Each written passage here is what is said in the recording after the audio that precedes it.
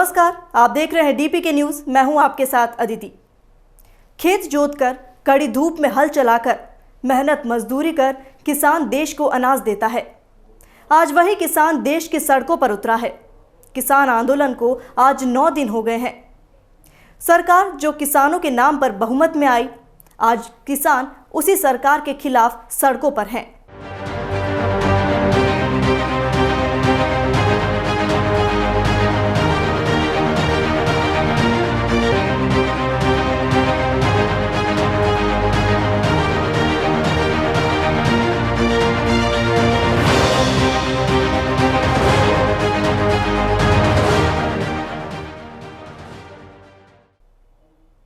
पंजाब के किसानों ने जो आवाज बुलंद की है वो विदेशों में गूंज रही है।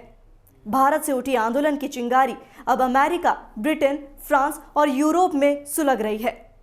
क्यों एनडीए अपने इस एक फैसले से इतनी बेचैन है, आइए इस रिपोर्ट में जानते हैं।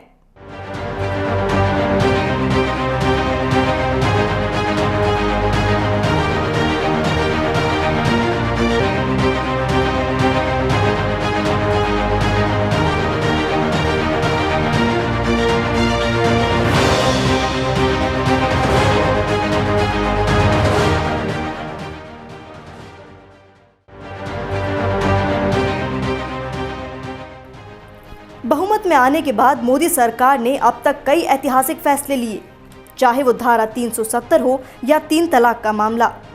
लेकिन किसी भी फैसले में केंद्र सरकार इतनी बेचैन नहीं हुई जितना किसानों के कानून लाने से हुई। ये पहली बार नहीं है जब किसानों ने सत्ता के खिलाफ आवाज उठाकर आंदोलन किया हो। इससे पहले 1988 और 1989 के दौरान दिल्ली, मेरठ, पश्चिमी उत्तर प्रदेश में किसानों ने उस समय की राजीव गांधी सरकार को हिलाकर रख दिया था। तब सभी राज्यों को किसानों को लेकर बनाए गए कानूनों पर गौर करना पड़ा और सरकार किसानों की मांगे मानने पर मजबूर हो गई थी।